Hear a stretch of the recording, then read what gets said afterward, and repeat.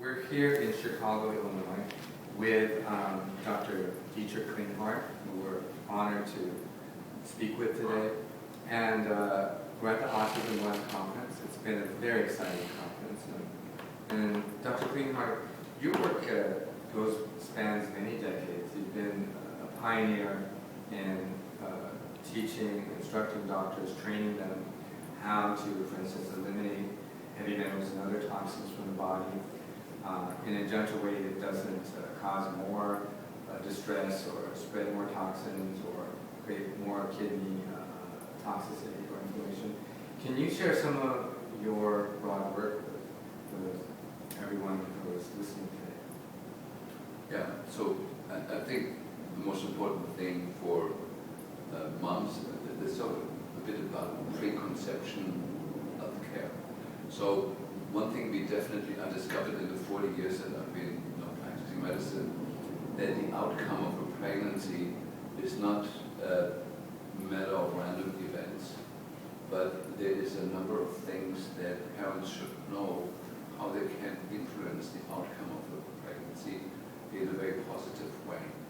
And those factors that people need to know have become more consolidated in my experience and have really become more simple. And there's a few things parents should avoid or know or do or not do that I would like to discuss with you today. Wonderful. And you have also been a pioneer in researching the dilatory effects of EMR and the stress that can induce on human physiology. Can you share some of the things you were sharing during your lecture? First, my background is I sort of very early in my career was confronted with the issue of heavy metal toxicity. Heavy metals and mercury, lead, aluminum have a propensity to be stored in the central nervous system. I was one of the pioneers, to really develop methods of moving stuff out of people and achieving wonderful treatment results, at least in the 70s, 80s, 90s. We're just doing that. And then we discovered that heavy metals in the central nervous system become the nurturing medium for many microbes that really blossom when you offer a heavy metal enriched environment. Heavy metals basically lead to a backing up of our own immune system. It can penetrate those areas where metals are compartmentalized, and it becomes advantageous to many microbes, viruses, bacteria, fungi, even small parasites settle often in the central nervous system in those areas. So the next phase of development was really finding out what are those infections and how to treat them. And then we found out after a publication from Dr. Omura in New York, that was in a peer-reviewed journal, that very clearly demonstrated that heavy metal deposits in the central nervous system work like a micro antenna for microwave radiation. That means that whatever microwave radiation from cell phone communications is hitting your body is not only penetrating your body, but it is targeting those areas where the heavy metals are.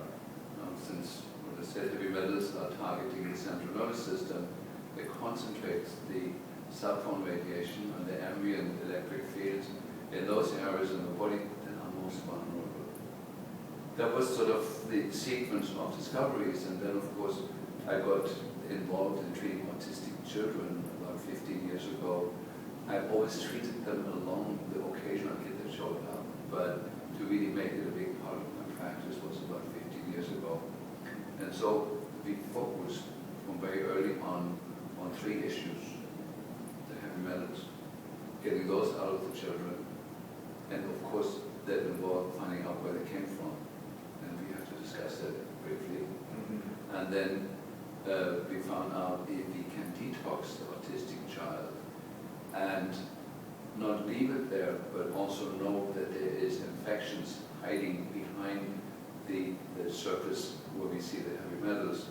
And that led us to the whole uncovering of Lyme disease with mycoplasma and rickettsia and all those things, which are very hard to diagnose in the children because they do not have the typical immune responses. Now, Dr. Klingdardt, you mentioned two very important factors in the autism spectrum pattern for children, and that is heavy metal toxicity and also chronic infection, particularly like Lyme's disease, mycoplasma, candidiasis, fungal and mold forms. So can you elucidate a little bit about that? Because these are really foundational issues. How much of society, a lot of people say, well, look, you know, I feel fine, I don't, why should I get myself tested? We're planning on having a baby. Can you share with everyone why it's imperative that they handle these issues before you conceive, for instance? Yeah, let's get into that. So there's many publications that show that many of the infections that people have today cross the placental barrier very easily. Lyme disease, you know, the Borrelia burgdorferi and other types of Borrelia are leading the troops, but also the herpes viruses are involved, the retroviruses. We know that not mold, but the mold biotoxins that appear in the body cross the placental barrier. And there is a vertical transmission from mom to child of parasites. There are many other things that creep and crawl in us. And we found out diagnosing them correctly and addressing them has led to huge improvements in the community of autistic children. I like to sort of make one caveat here that I mentioned before. Autistic children tend to not have the typical immune responses that adults have or healthy children have, and therefore most of the tests that we have for microbes in the US are based on healthy immune reactions, which these kids don't have. And so you have to go about it in a tricky way. You have to first treat the children for the illness that you assume they have, to bring the immune system up, and then you can demonstrate they have the infection. We did that with using the Western blot test we did a short study that we never got to publish because nobody wanted it. There was only 10 children and with autism in the age group that were from 4 to 7 years old. And 8 out of the 10 children tested positive with the Western blot test for active Lyme disease, IgM positive Lyme disease. Now, that stirred up the community, and then of course the CDC and many other people responded with trying to disprove that. And what they did, they took a group of children untreated and used the ELISA test, which notoriously is known to be negative, and demonstrated there was no difference in occurrence of Lyme disease in the healthy versus the autistic children. So, but of course the issue never went away, and so we've been treating almost every autistic child for the chronic infections. I do not use antibiotics in general, that's an exception. We do have antibiotic vignettes, short periods sometimes in there, but in general we have discovered, or it's also in the literature, that you can make any antimicrobial herb a powerful antimicrobial by preparing it in a liposomal way. We may or may not get into that in this discussion, but so we're using strong antimicrobial regimes, but not in a pharmaceutical way. We use natural products, but that have no less power in addressing those issues. And so the way we go about this, I think I can disclose it to you. We use muscle testing as a guide, physical exam plus muscle testing. Then, in the case of Lyme disease, and I say 8 out of 10 autistic children, we treat the mother. We examine the mother first. We do a CD57 on the mother, and if that's low, especially if it's below 60, and the lower it is, the worse off the mother is. And if the CD7 goes way low, like below 30 or 20, we know that the other confirmatory test will be negative because she has no immune responses. But we know from that, it's just a simple search test, that the likelihood that the mother has Lyme disease is very high. We've never seen a mother-child relationship when the mother had it and the child did not have it. And so that has become a big part of our practice. However, to prevent this, need to roll the clock forward. And so we're offering in my practice, any mom who wants to become pregnant or any couple that comes to us, we're offering a diagnostic workup for the couple to see which one of the common infections are present. We do a herpes virus profile, we look for mycoplasma, we look for Borrelia, usually also for Babesia and other critters. Now that is a more expensive part of the workup, but if you can prevent autism by treating the infection before the mother gets pregnant, it saves you virtually millions of dollars later on. So this costs a couple of $100. It's a very worthwhile investment, and I feel in our time absolutely necessary. There's still a war of opinions going on out there, whether that really is that common. If you have the infection, is it really that threatening?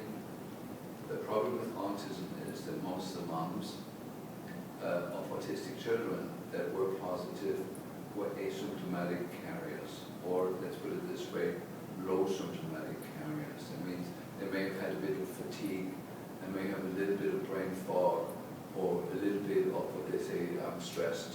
That's a more typical response of a mom that is actually Lyme positive, but not severely affected by it. And therefore, it has been missed in most couples that there is an infection brewing in the background.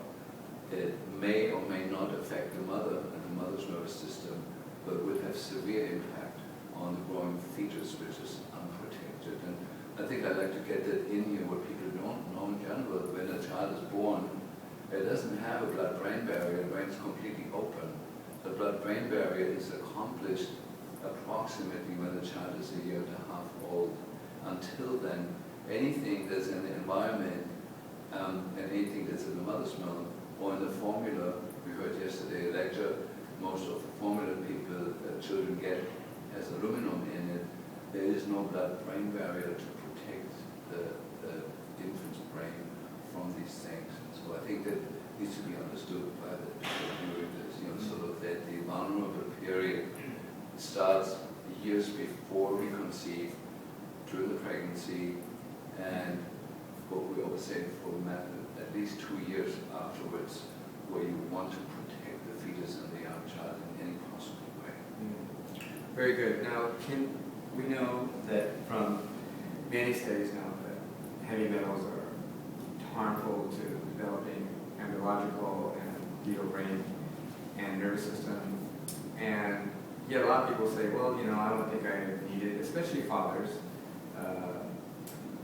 We are both dads and men. And can you speak to men out there? A lot of men don't realize what important role they play. Even like you say, a lot of them are low symptomatic. They say, I feel okay. Why should I get myself tested? Can you speak to that issue, Dr. Klingdardt? In other words, what percentage of our society has heavy metals, for instance, that they're not aware of it? Well, the truth is, of course, everybody who breathes and eats and drinks is exposed to heavy metals, and most of us do not have the systems in place to deal with the onslaught of metals. And basically, the equation is like this: for every 10 parts of a toxin that come in every day, we may be able to clear 9. And the 1 part that stays, there's going to be 10 parts in 10 days, and 100 parts in 100 days, and it builds up, it builds up, it builds up, until the scales tip into illness. And there's a couple of things about heavy metals that are important to understand. So first of all, heavy metals, we've always been exposed to them. We have systems to clear them. If the systems are not overwhelmed, we can process some of the natural occurring toxic metals. However, what we are concerned about are the artificially altered metals.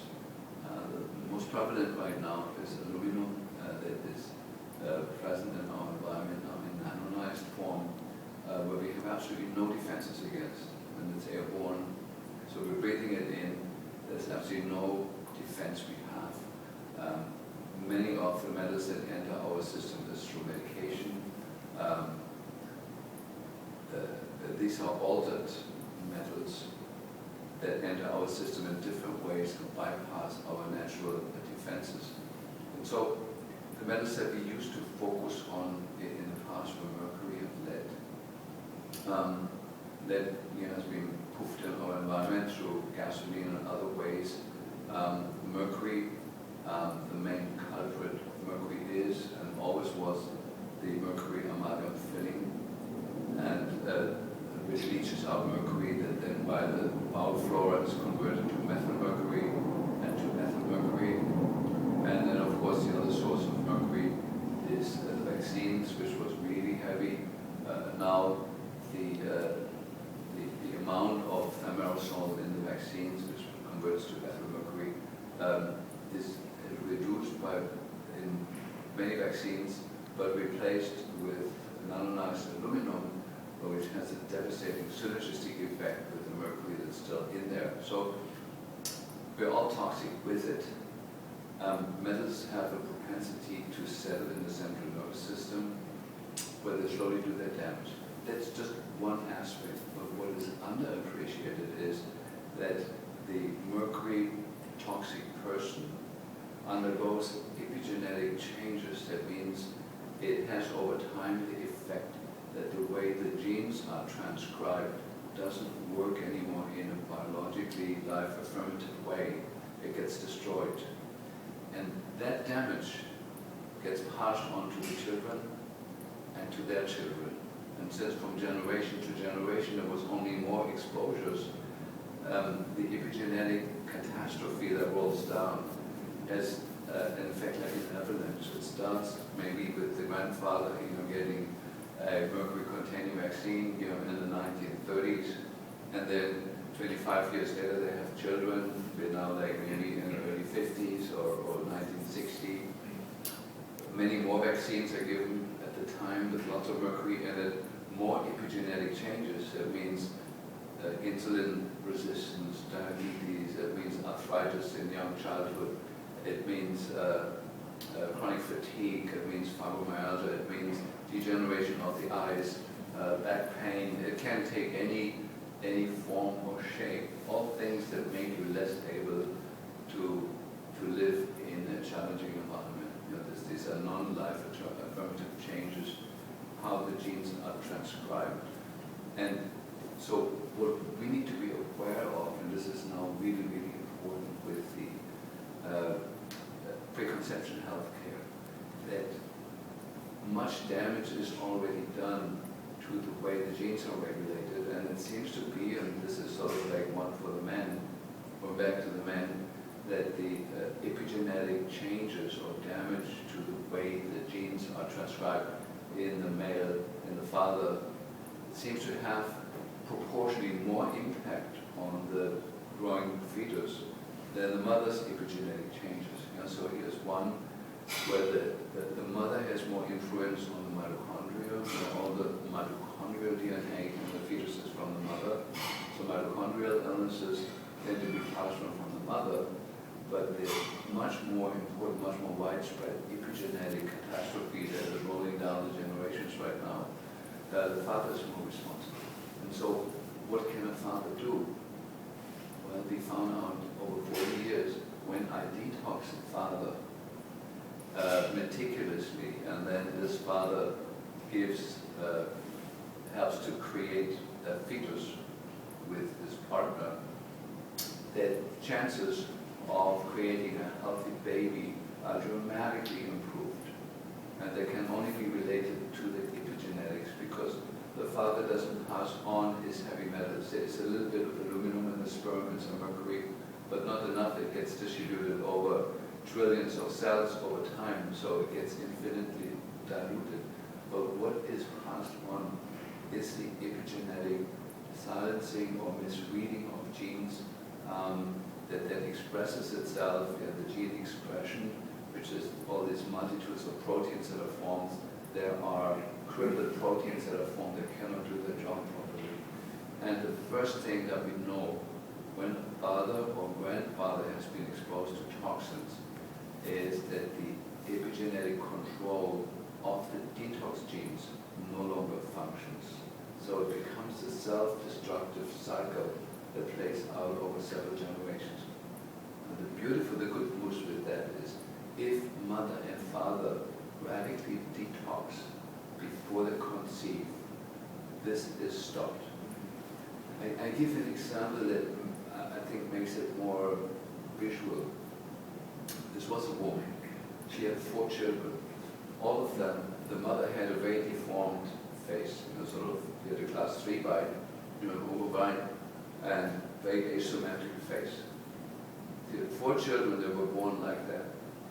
Then he corrected her bite with good cranial work, with braces, splints, external headgear, to move all the bones in the right direction. This woman ended up having 3 more children, all with completely normal, beautiful faces. This is an example of epigenetics in action. Because obviously it wasn't genetic, because we didn't change the genes. We just changed physical expression, and it gave feedback back to epigenetics. So epigenetics is not a fixed thing.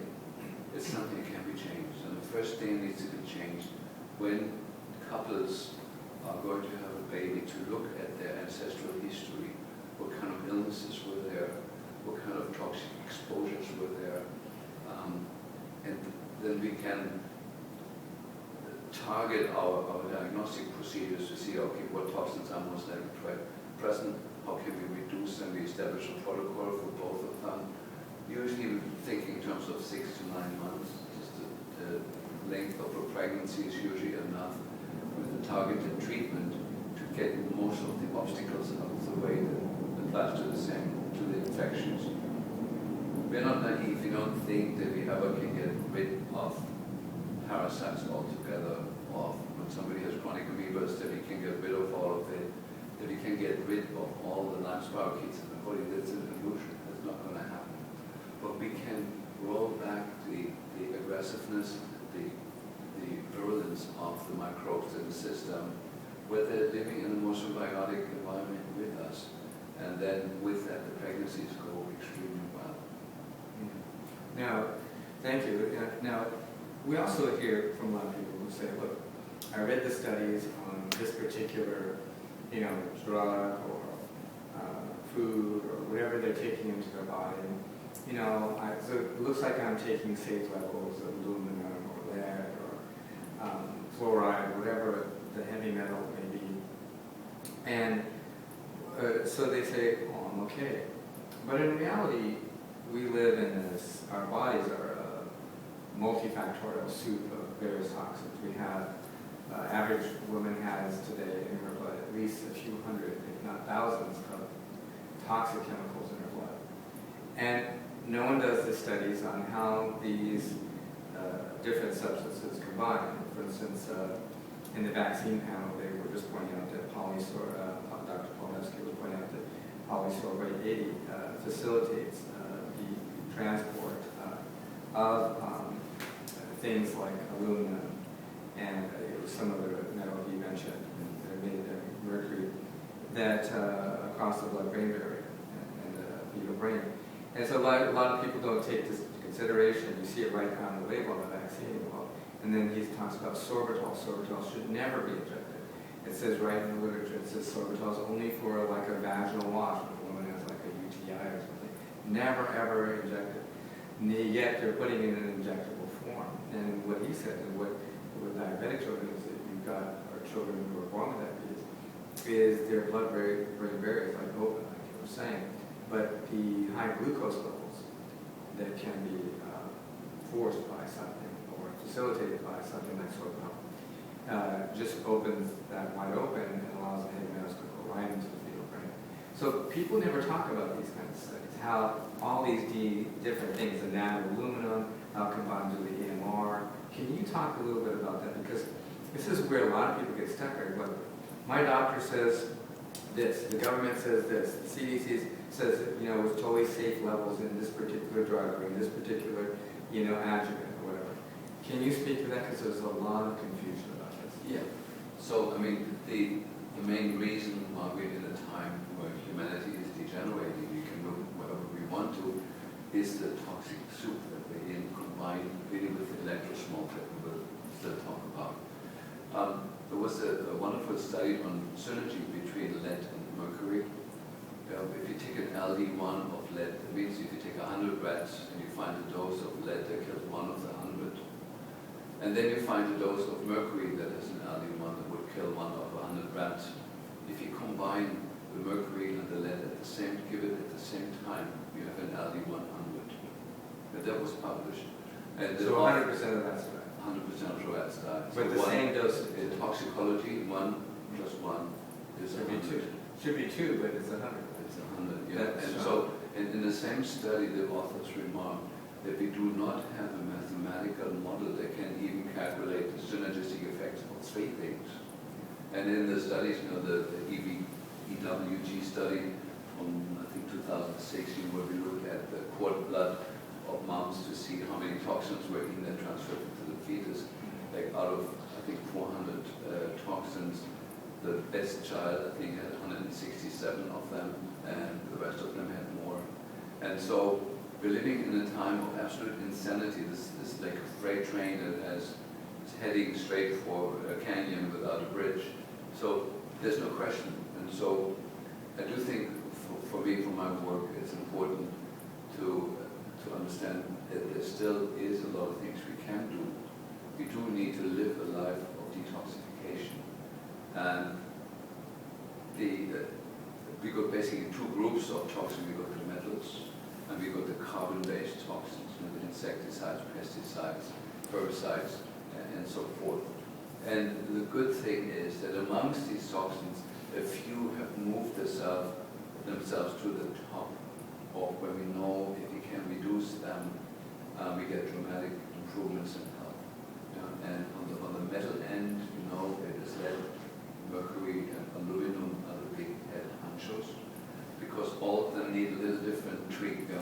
If I address mercury, it also takes out the barium and the cadmium and the uranium and many of the subhydral metals. If I have a protocol for that.